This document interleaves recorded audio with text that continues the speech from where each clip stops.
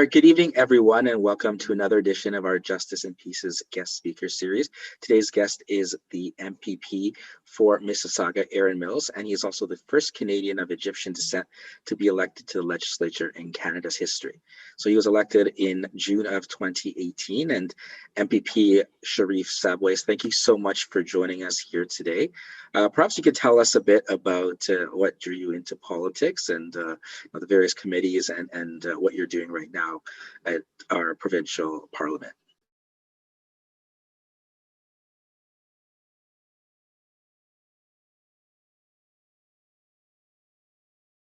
And I want to say that I am myself an immigrant. So I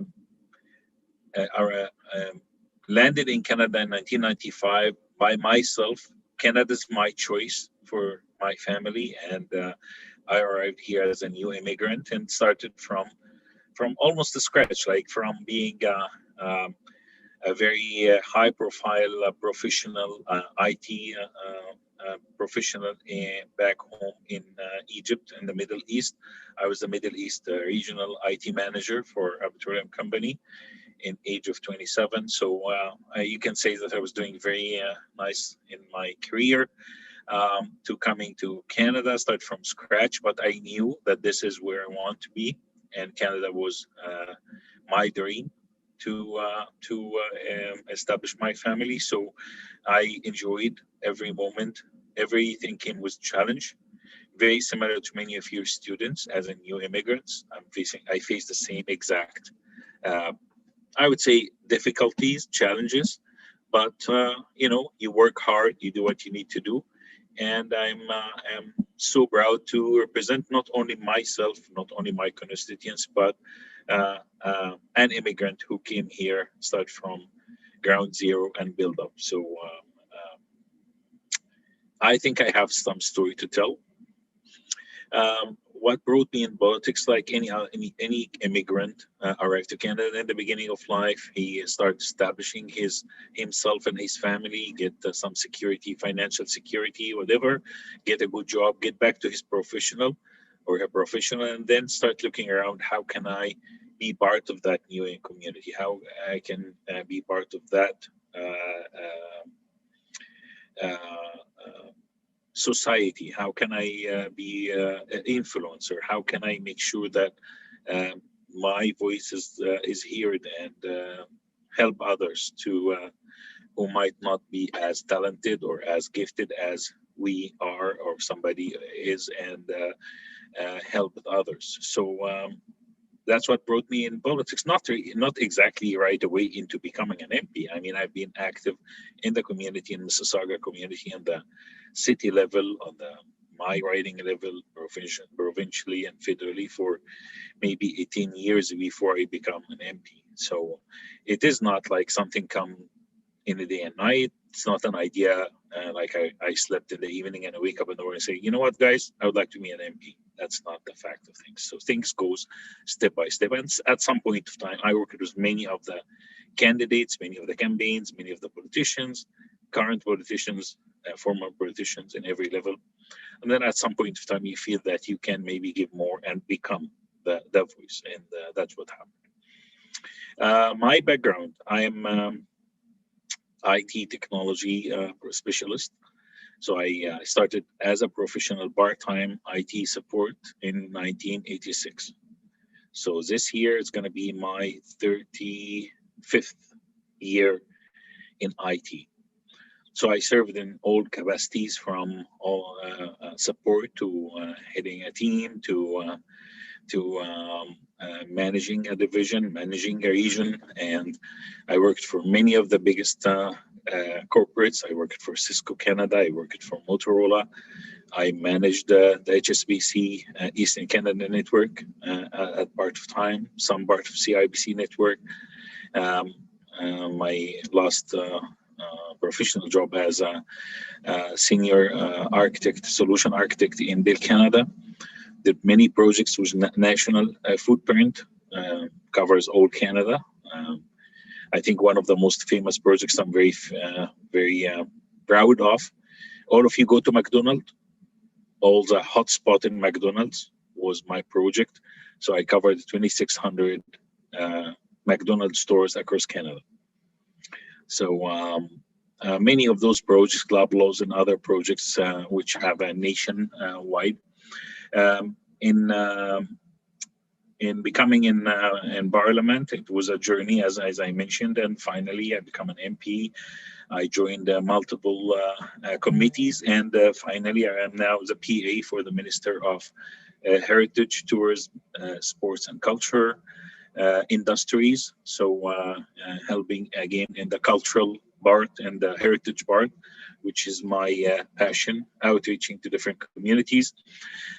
I also teach in George Brown and Centennial because I'm professor for IT for the past 13 years. So I taught many students. Many of my students have been in different areas now in big corporates, providers, Bell Canada, Rogers, and TELUS, and everywhere I go, I meet some of my students, and I was one of the best surprises I ever had is I discovered that one of my students was running as a member of parliament, provincial parliament, and became my colleague, Amarjot Sandhu. He is from Brampton, and he was one of my students, and he's now a colleague of mine as a member of provincial parliament in one of the Brampton ridings. So again, like I'm proud of the system. I'm proud of being part of the system. I hope that we can represent the hopes of the immigrants who came to Canada with lots of dreams, basically. Thank you for that background there. It gives a deeper understanding of you, sir. And I did want to follow up on, certainly you mentioned this long distinguished career, and certainly I have to thank you, as my students could attest to. I'm a big McDonald's. I've actually traveled around the world and stopped at places and had McDonald's all over the world. So thank you for the Wi-Fi connections there in Canada here. But how do you get from your background in IT there? Certainly, it's not like you woke up overnight, as you said, and said, I'm going to run for the member of provincial parliament, but what pushed you kind of over the top from being involved in campaigns to deciding this is the time for me to take my chance?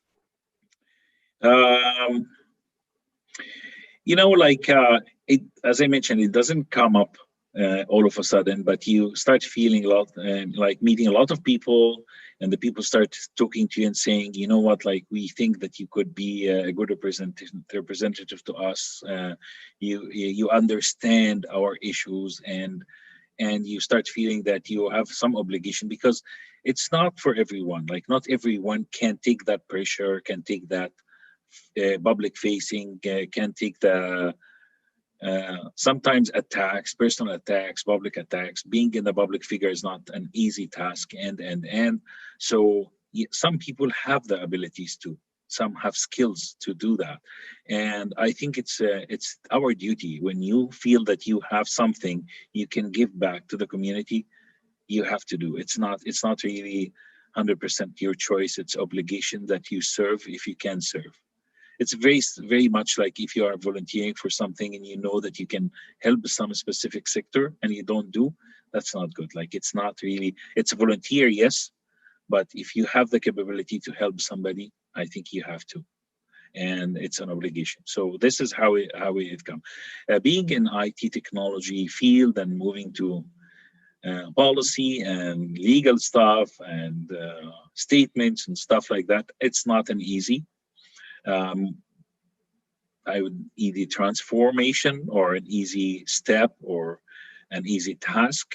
I have a team helping me a majority of time with thing, but I have other things. Like everybody have different talents, and that's the beauty of the diverse of the government. Not only diverse in culture, not only diverse in backgrounds, not only diverse in profession. It's actually even the diverse in the way of thinking. And the profession helps you. So it's all walks of life. And when it comes to policy, you will find that every time we touch some subject, you'll find a couple of people in the legislation team or in our team who come and say, yes, that was my profession, and for many years we have been facing this issue, this troubles, and that legislation will solve that issue for us. So we turn locally and look for internal built in the team skills, but all the time we also depend on the experts. Like the government is not the one who, I would say, dictate policy. It's as much as businesses or people or groups or beneficial or even lobbying groups come and explain to us what is the problem. And not only that, is actually what is the solution in their mind as the matter experts. Like, I am not into, for example, the uh, dollar store business. But dollar store business generally, as a group of category of business, have some issues. So they come through either them some representations of them, or even they have their own association. There's association for Association of Dollar Stores Association or something like that, that kind of business. So they come and they represent to us and say, we have an issue. We have this 1, 2, 3 problems. And our recommendation is this: to solve the problem, we need to do this. Now, it's our duty to go through and analyze that and understand the impact, and if those changes can touch on other group or affect some other areas, and if it's a benefit for everyone. I'm telling you, like, majority of the legislation which has gone through, it's all, there's a motive behind it. It's not like the government come and say, you know what, guys, we'll do it this way. It's not, the government is not the one who actually really decide on putting this as a priority, but the people, the need, the professions who come and say, we need it this way because that will solve our issues. So again, it's a very customer driven or a people driven policy, and the government is here just to govern. I mean, we will do our best to make sure that the voice is heard, your voice are heard, and the legislation comes to solve an issue or improve the profession or improve the life of Ontarians, or protect the Ontarians, of course, to better say. Now, certainly you're saying it is customer or constituent driven or people driven here in Ontario in provincial parliament. Now in 2021, actually, I always forget the one here, but 2021, over the last year, the biggest thing that's impacted all of us here in Ontario is COVID-19. And what can you share about your experience in working with your constituents and your staff in such an unprecedented time? How do you connect with those people and get what is it that they want when you can't connect to them in the traditional ways? And certainly with your IT background, I think making a transition to platforms like Zoom and Microsoft Teams and WebEx, certainly you've had a little advantage maybe from some of your contemporaries there at the provincial parliament. Well, to be honest with you, I would like, first of all, to say something. Technology, like, one of the major passion of my life. I spent 35 years of my life into technology, and I think that lots of time people forget that technology, same way, it's driven by the demand. Like, the demand drive development of technologies. So when the people start now jumping into Zoom and saying, oh my God, that's very nice. Like, I am now enjoying having meetings with tens of people from like a click of a mouse. Well, and when I was part of Cisco Canada, 2000, we had video conferencing. We had video conferences in 2000. That's 20 years ago, 20. So basically, the technology is always there. It's just like the people were reluctant to jump into it. And now, because of the need, it become, people have the braveness to try new things. And I think that technology proved that we managed to get our life going. We managed to get our learning remotely going. We managed to get lots of our jobs. I'm not saying every job, but I'm saying lots of jobs. can be done remotely. We have the digital government, which is everything now of the government. Any service of the government should become on the internet very soon. Our government is helping all the small businesses who are not having any footprint on the internet to through the Main Street project program, which we offer. I think 24,000 businesses in Canada, in Ontario, money grants to make sure that they have their own sites or their own 23,000 small businesses can make benefit of that and apply to get some money to help themselves transformation to online and e-commerce kind of thing, because we think that COVID accelerate, but it's not the only reason. Like we are going in this direction, as you can see if you look into the online shopping. Many people now make prefer to go online and have that option to choose a product and serve the net and find 6, 7 different locations offering the same product. Read the reviews, understand what's the benefit of this, what's a better version of that, what's the best option I can use in this, and what's the best price. I can shop around and see who's on sale today. So instead of I used to go through the flyers of the week or wait for the every week flyer to see if that's on sale or not, and maybe shop around by driving to XYZ and try to find out if it's on sale or not, I can very simply go and search, read the reviews, and even understand some stuff I didn't understood before about the product. Pick the right product or the best product, best price, order it, it will come to my house. Very nice, very easy, very simple. So I think we were going there anyway, but the COVID accelerated. Now the question would be, do we think that everything will go back to where it was before? In my opinion, as an IT guy for many, many, many years, and I saw those changes coming, clock arms never go back. So, of course, when we open, there will be back some of the business, but the people who got tasted the beauty of being at home and shopping around and reading reviews and trying this and trying that and reading this and reading that and then taking decision, I think at the end of the day, portion of those guys will prefer to continue online. They might do some stuff back as normal, but not everything. So if we assume that 100% of the business gone online, in my opinion, not more than 60% will go back. So again, so when we talk about online or technology or conferencing or remote working from home or virtualization generally in everything aspect of job, training, study and stuff, I think it's going to be part of the new norm. It's not something we'll go after that. And actually in the paralegal and the legal, I can talk about that because I was introduced to this in the early stages of my IT experience. Like I installed the first legal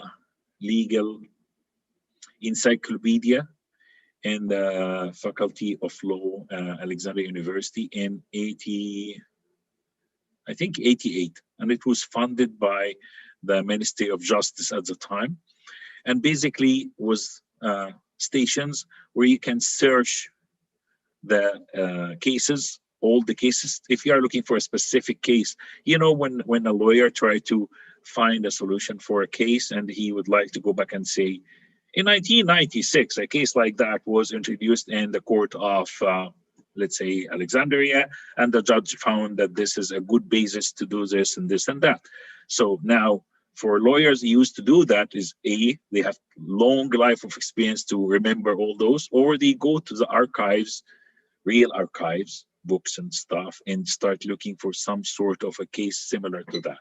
Now it's search engine can get that like in a minute. So I would like to list all the cases of this kind of conditions, and they will get you like 3 or 4 or 5 cases, and you can go through them very quickly. So it actually, technology improved all the professions, including, actually very including, legal and justice system.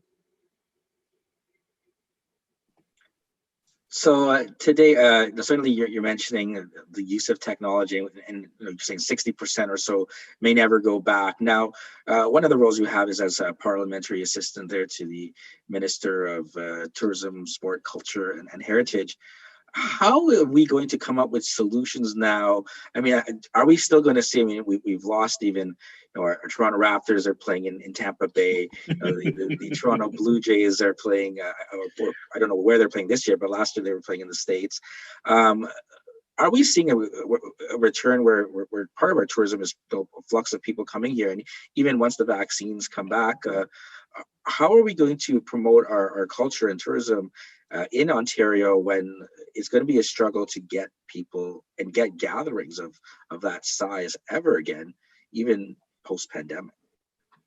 What can we do? let me first do a big fact, and I know that this fact might be very shocking for all the audience in here. You know that the amount of contribution of tourism and culture, like our ministry contribution to the general GDP of Ontario, we contribute $75 billion a year. Okay, that $75 billion a year is more than the GDP of some of the provinces like Manitoba, for example, or it's bigger than agricultural, forestry, and mining industry combined of Ontario. Like all the mining, all the forestry, all the agriculture together are less than the tourism. So I think this is, I mean, for myself, before I become part of that ministry, I didn't know that piece of information.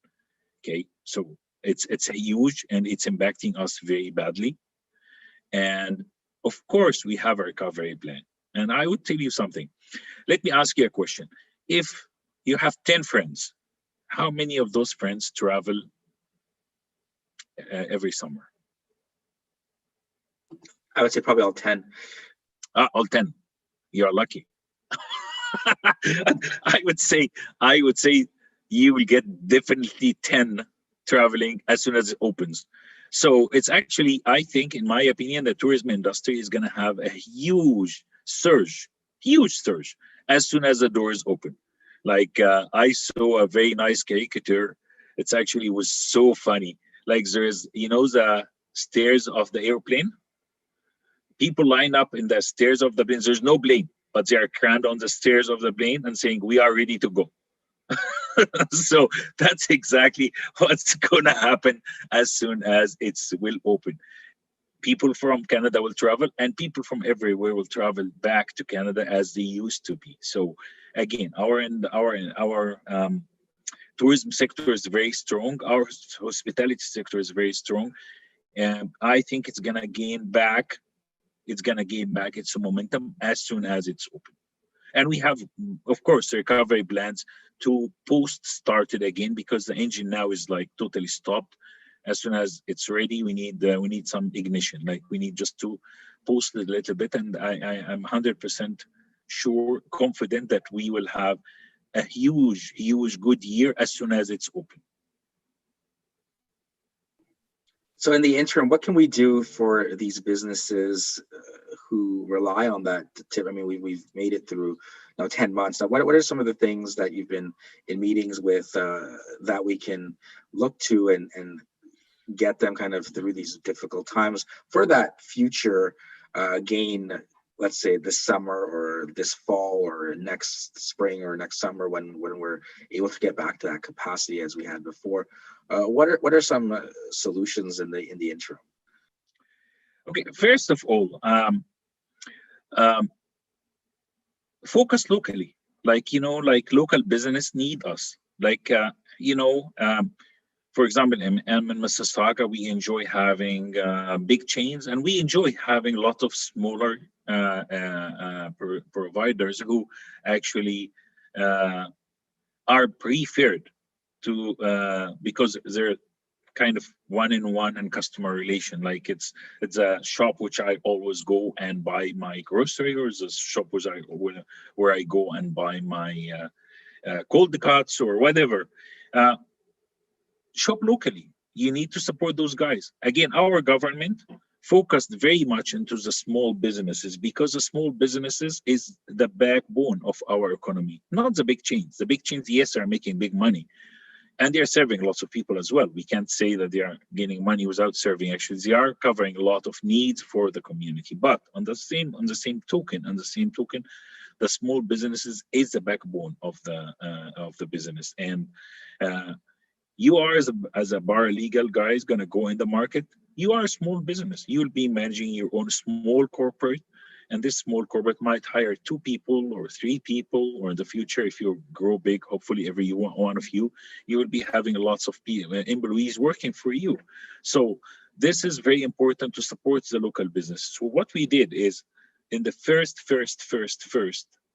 step we did is, how can we sustain the small business? We know that it's hit. Everybody got hit. The government got hit. Business got hit. People's got hit. Everything in aspects of life, even our social life, got hit. So we know that there's a hit, but in the same time, we need to make sure that everybody's survivor, all the small businesses to sustain. So all the programs we offer to the small businesses, like 75% of the rent, 75% of the uh, um, um, paycheck, payroll of the businesses for business who are continued functioning, is covered by the government, to make sure that those businesses can survive, can sustain their status.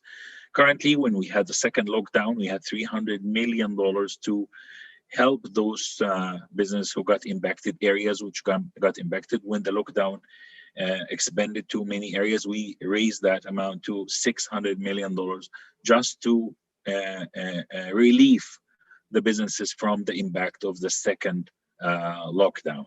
But other than that, we're already doing some grants for the business. We pay utilities for them. They can apply to get back rebate or either utilities, parts of their property tax. So all the businesses got the $40,000 loan with $10,000 off when they returned them back, and then the government added another 20,000, so it becomes 60,000 with 40,000 back. So we are trying our best to make sure that those businesses sustain till the opening. Now, when the opening comes, kick in, we have the recovery plan, which again will look into programs to help the business to restart their business again. So this is 2 phases: sustain, keep them, help them to survive, and then recover when the time is right. Now we have only two focuses. Actually, before I get into those 2 focuses, I have to speak about the many initiatives we did for the small businesses. We did the Ontario Spirit, where businesses who can have ideas can directly put their proposal to the government, and the government can put money to to help them make this initiatives live and help people. And through this initiatives, many of the companies who were not into the PPE businesses actually applied and get money and converted some of their production line to be able to produce masks and sanitizers and stuff. Not in many aspects, gowns, sanitizers, all kind of stuff which is needed for the fight of the COVID. The second part of that also was the Made in Ontario. Made in Ontario is a new initiative, actually initiated by the Premier Doug Ford himself. We need industry in-house. We need to be having majority of our essential needs produced locally here in Ontario. So we are introducing new initiative, Made in Ontario. Which manufacturing can benefit of some of the benefits if they are going to manufacturing here in Ontario, instead of importing or imported from China or from any other where in the world. Okay, so those 2 initiatives help the business, or I would say promote the businesses, which exactly this is what the government should do. Like, we don't do business, but we create a good environment where the business can flourish, the business can do initiatives, the business can grow. Not us. Like, we are not the government. We are not in business to do business. We are in business to help the business to do their job. And now, currently, we have only two focuses, which very important: lockdown, stay home. We need to make sure that we don't have more sick people or more people who are in bad shape and need ICU, because our health system is in its capacity. So we don't want to the system to collapse or to be overwhelmed more than what it is. Like, some of the areas, like for example, Peel region is 91%. We are very close to the maximum capacity. We don't want to have what we've seen in other areas of the world where they had to do choices. Should we survive this guy, or we save the place for that guy? Like, these choices are not and should not be there, because it's very, very emotional, bad for even the medical staff themselves to take a decision. This guy should live and this guy should die. Now, with that, how do you find that balance, and how does the government find that balance of those who need their business to survive it, and certainly just reaching almost a year of this, where you have issues of mental health and things like that? How do you find that balance where, I mean, we're dealing with numbers or in the 3,000s and 4,000s a day now in Ontario, which is very high, and you're mentioning especially in the Peel region with the usage being very high in terms of ICU beds and things. How do you find that balance between those who are looking at the economic concerns that they have of their small business? Meanwhile, we have a very live pandemic going on with people getting tested positive, and then those getting sick or even worse. Where does the government have to make those tough decisions, and what can we do to support that? Okay, that's a tough question, I have to tell you. But let me tell you first part of that. First part of my answer: people have to be cognizant of the consequences. So when I see some people don't care and they are positive tested and they are still going to shop outside, that's not well, it's his freedom. He is hurting other people. Like, he's hurting the public, he's hurting friends, he's hurting families. Like, it's a joke. So this is the first thing. So people have to be responsible for their actions, and we have been trying to say that. Like, we have been saying, stay home, like, we don't have to enforce things, I understand, and this and that. We ended up seeing numbers going up. That means that some people does not take that seriously. Maybe they don't agree with the trend, which I totally respect everyone. I respect every opinion. But when it comes to the health and the people's lives, I can't let that go. Okay, so I support the government actions. I support what the Premier Doug Ford did, and understand something. Understand, it was legislative battle to get things done, and you are guys are paralegal and in the law system, and you understand that if we didn't do everything sanitized by law, government can get sued by somebody saying, I lost this amount of money and I will take you to the court. So we have to go step by step and make sure that everything is done under the umbrella law, under the right support and coverage of bills. Otherwise, it's not going to be, we cannot sustain it, because somebody can go out and sue the government or go to the court and repeal something of that. So we have to go make sure that everything sequence is correct, legal is correct, laws are in place, everything is lined up, and then we can do the action. And that's very difficult. If you miss one step, everything could get ruined. You understand that legally. If there's a statement missed, or there's a special vertical we didn't mention, then this vertical is free to do whatever they like. So we have to make sure that everything is covered by the law. That's first aspect of it. Second aspect of it, when somebody at the end of the day, at the end of the discussion, come and say, you know what, you leave it up to everybody. Like he is feeling that he is safe, he can open his business. Well, I can't accept that. Why? Because if he got sick, is he gonna he's gonna sign a form saying, if I got sick, don't take me to the hospital, or he end up going to the hospital?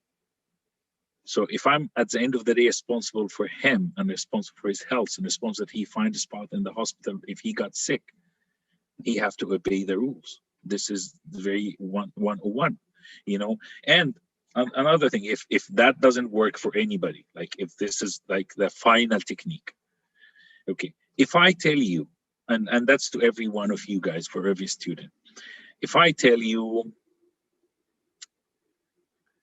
per se, if you go out, there's 50-50 chance that you die.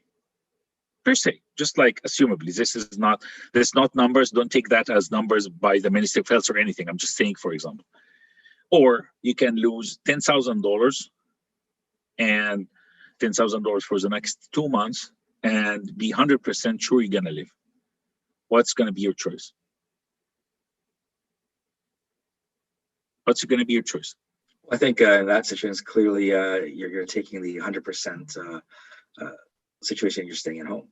So when a businessman called me and say, your government is not allowing me to feed my kids, and now you know, if my kids can't be fed, it's going to be a responsibility. I say, I'm here to make sure that you are here tomorrow to feed your kids. So this is the message: stay home, stay safe. There's losses, yes. I mean, for you as a student, guys, if there's a big pandemic, big numbers are getting bad, out of control, and you know that if you go into a big exam room which have like 200 people, there's a chance of 20-30% that you catch something of this crowd there. I'm not saying that this happened in Ontario, we don't allow that, but I'm saying if that's the case, or you lose this credit for this semester and you have to do it next semester, which one are you going to choose for our students? Which one are you going to choose? If you don't feel safe going and you say, okay, well, worst case scenario, I'm going to lose that credit this semester, are you going to jeopardize your health and your life and do the exam because he insists that we do the exam, or you'll say, well, write me off this semester, I'm going to write it again next semester? Right, so I see some people in the chat posting that they would stay home. So I think that most people's decision. So I will take now, I will initiate the attack. So when the businesses say that, and I say, I am telling you as a government, stay home, I will give you more money, I will help you in other programs, so you don't have even to lose this money. Like, just stay home. Like, I'm not saying you're gonna lose the money, the $10,000, you're gonna lose 2,000. I'll carry 8,000 of it, but stay home. So I'm helping as much as I can. I'm telling you, I'm trying to offer you to relieve you from the losses, but stay home. You know, that's it's not a big ask to say, you know, if I even said, you know what, I'm not responsible for that. If you want to stay home, you carry the burden for that, and it's your life or the money. Like many other countries, like when the people call me and say the states did this. Well, the states have almost 400,000 people died. 400,000. Like, guys, can you imagine the number? 400,000 people died. So I don't think that's a good example. I mean, yes, we're gonna have some financial consequences, I understand, but we'll deal with that when time comes. But now, my main concern, my main focus, I need to make sure that people are alive. I can give business, I'm sorry, I can give businesses money to relieve their losses. But if the owner of the company died, what can I do? How am I gonna compensate that? The company will be dissolved, everybody will be off job industry, right? Now let's maybe switch gears from COVID. Talk more about the pre-COVID times. Certainly, as a member of provincial parliament, what is something that you've done in your role that you're most proud of, that you can look back and say, I'm glad that I was elected because I was able to do this. What can you share about that with us today? Well, okay. Uh, all the government all the government bills which gone through the past 3 years, I was part of these discussions. I put my contribution, and we managed to get as much as we can achieved. And I don't think any government managed to achieve the number of bills we did pass within our sitting period. Because understand, you most probably, I think some of our MPPs came into this discussions before and explained to you the process of a bill. So there is the introduction of the bill, like after all the internal discussion and internal give and take and changes and editing for the draft 2, draft 3, draft 4, and then we get the bill and we introduce the bill in the parliament. Then the first reading, some debates, majority of debates happen in the second reading. Then it goes to committee, it get debated again. There's public hearings, there's close by close reviews of the bill, and then it comes back, another debate, third reading, and then it become a bill. And then after that, it get the real assent, then it become enforceable bill. That cycle will take a specific amount of time of the parliament. You understand? Like we have, let's say 8 hours a day. If I have to debate that for 12 hours, that means I will have to take about a day and a half to debate that before it move on. If I have to do 2 days of hearings in the committees, that's another 16 hours of time of the committees.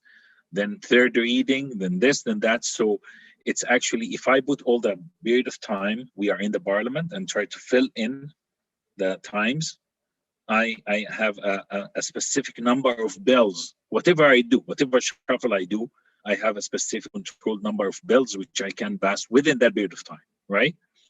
So in all aspects, our government did as much as we can to make sure that we did what we need to do, or we did what we can do to help the Ontarians. Of course, the COVID added a lot of other challenges, because we have, first of all, we had to put all of our agenda bills, or the bills we want to do, on the shelf now, because we have more imminent stuff, which is the health and the protection and the vaccination and all kind of stuff, which is not related to what we were planning to do for this full year almost. And this full year was wasted on the COVID. So that's again ahead. But at the end of the day, I'm so proud to be part of the government. I think our handling for the COVID is, I think, in my opinion, again, like I'm biased, I'm part of the government, but I think we did our best. We did really, really, really our best, because at the end of the day, government is part of the people. We are regular people. All of us are regular people. So when we talk about any aspect of a piece of legislation, I relate it to myself. Like, what if I was in this position? What if it's somebody's enforcing me to go back to work? How I'm gonna feel? I'm gonna feel like being in a class with 20 people or 25 people, teaching them as my professor. As a professor, for example, I still teach virtually in weekends. If I have to go back to the class, what's going to happen? Now I'm doing this and doing that, so I'm always putting myself in the shoe of the people of my riding, the people of my Ontario, to see if that's what would be my judgment if I was the one in the other side of the fence.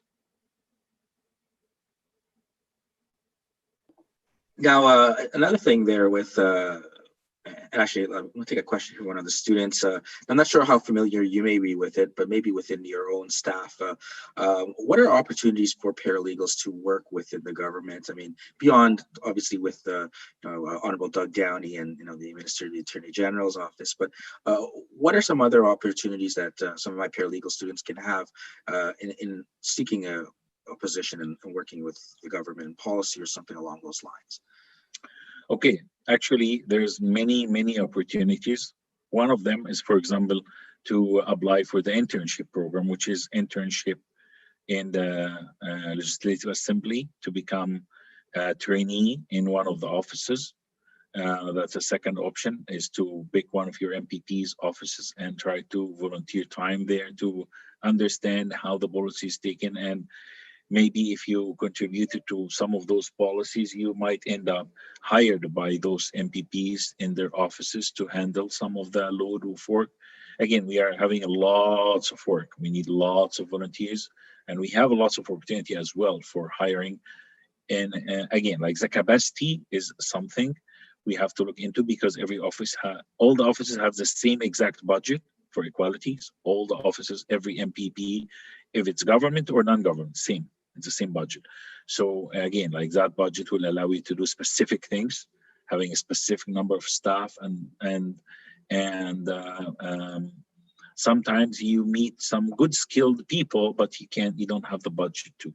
But again, like you, for this part of your profession, like when I was when I was a very, very, very early stage in my IT career, I used to go to the centers where I can do some stuff, like very tiny, minor stuff, just to volunteering to understand how things done.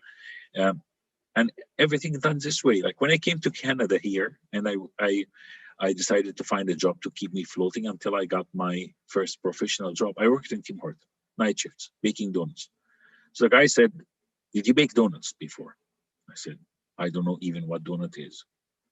And the guy said this thing. I said, "No, of course not." He said, we are looking for somebody who bake donuts."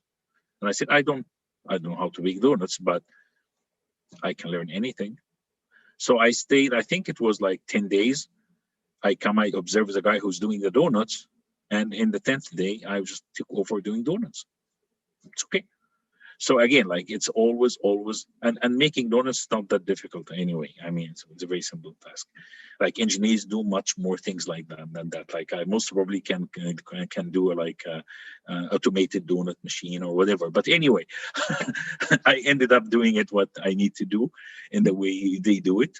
This is the way they do it. I do it. So again, like being in the circle of and see legislation from. Uh, like from beginning to drafting to he see it or hear what he wrote, he listened to it when they are reading it in the house. Beautiful. Like I was honored to have one private member bill passed, which is the Egyptian Heritage Month Act, and I was very astonished to hear what I wrote in the bill read in the parliament. I'm working in another big one now. It's going to hopefully to be introduced before March, as soon as we go back to the legislation. And it's very amazing when you prepare your case and you build the draft and fine tune the draft and prepare your speech and introduce first internally, like you have to sell it to the other member of parliament and they agree to support it, and then maybe go later on to the opposition, try to get the opposition to buy in as well, and then you introduce it in the parliament and it passes. And so it's amazing to see that going on. And if any of you guys apply or talk to his local MPPs or talk to us, talk to my office, we would definitely would love to offer any help we can to make sure to get your hands wet. As a IT professor, I used to head co-op programs for IT technology, so placement for IT people who graduates to get their hands wet. So they work in some of the providers, Rogers, Bell. Like they used to come to me in Motorola when I was part of Motorola to give them training about how we introduce a product, how we market for the product, how we write the specs of the product, how we test the product, and everything like that. So again, legislation is the same thing: how to write the legislation draft, how to present it, the changes, prepare for the opposition. So I'm saying if they attack this bill, we have to answer in this way. We have to answer by that. We have to emphasize into the advantages. If they attack this point, we can answer this point. So a lot of planning, a lot of preparation in how to get this bill going. So again, it's a good, amazing experience. Any of you are willing to help or willing to jump in and we train them, it would be my honor to train any of you.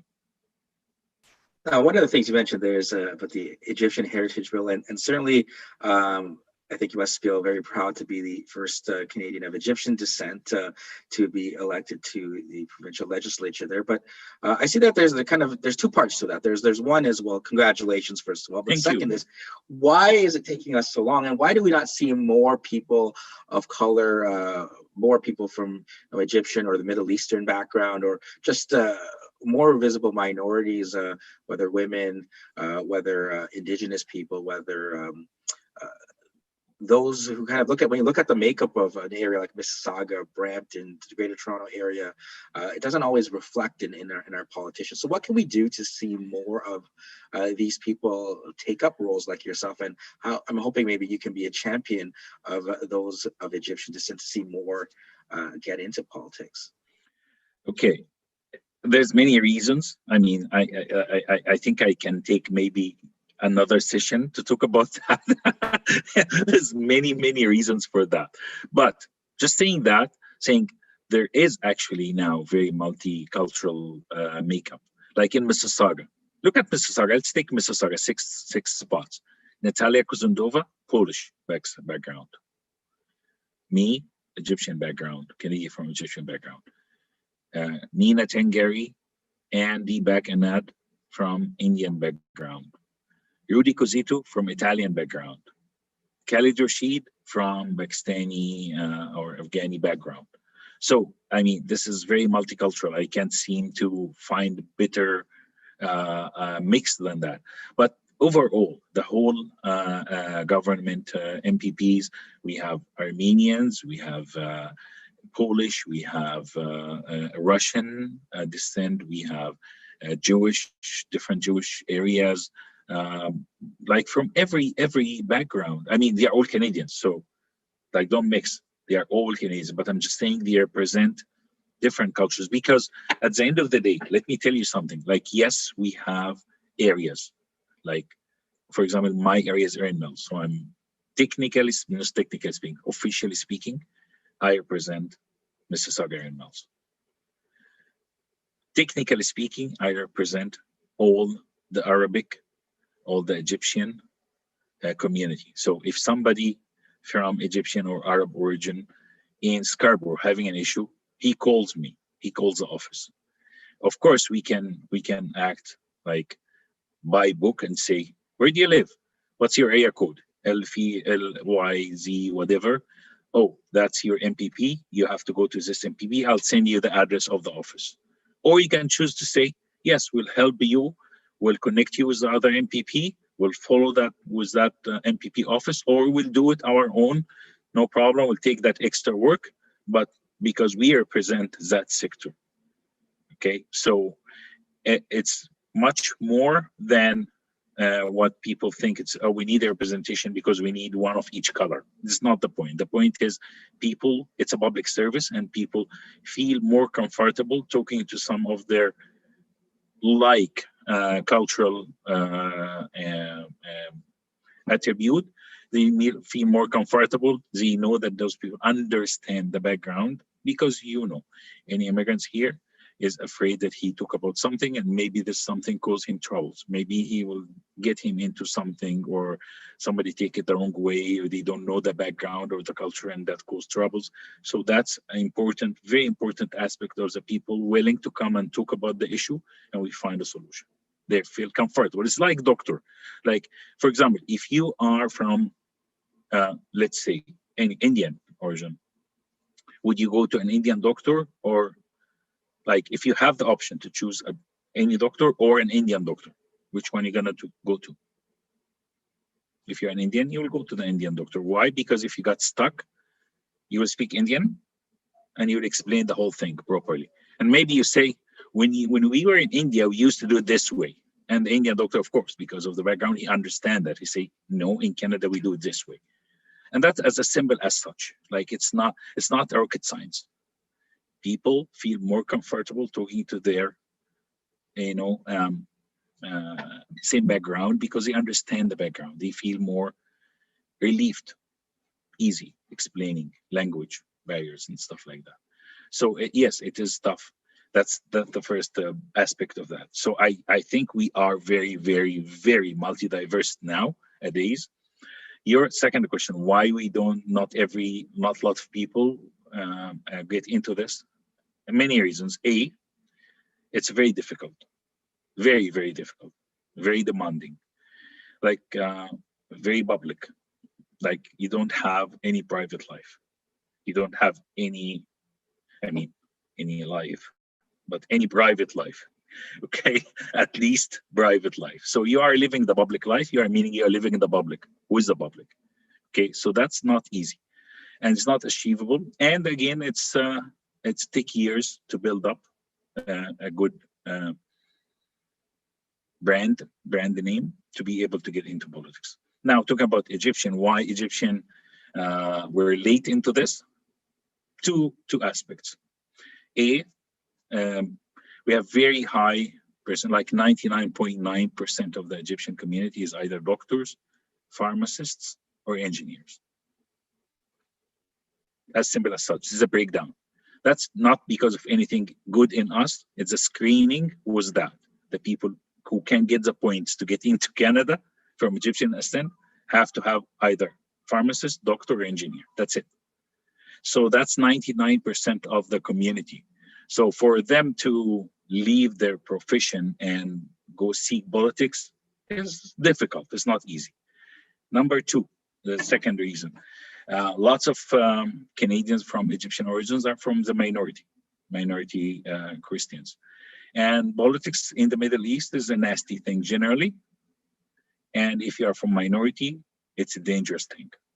So we were born and raised and grown up taught, stay out of politics. We want you alive. So again, all the Egyptians in general don't like to get into politics, or their daughters or sons get into politics. But the good news is when I succeeded to be an MPP, the first elected parliamentarian in the Canadian history from Egyptian origin, we got 5 federal candidates last election from Egyptian origin. 5. Never heard in the history. I don't think it's going to happen again. Even I mean, that's a big number of candidates from one origin, and I mean across the whole Ontario and Quebec, kind of where the big concentration is. But that's a good potential measure that lots of people start thinking that this is a good thing and we should get involved. And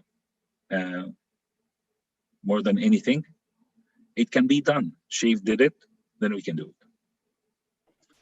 Great, and it's certainly a very inspiring message there, and hopefully, I think you can look back and be very proud of all the future candidates that if you played a part in convincing them to make that leap and get into politics. It's certainly something to be very happy with. Now, thank you so much, MPP Sheref Sabawy, for joining us here today. We really appreciate you taking the time, explaining all of that, and such an inspirational story.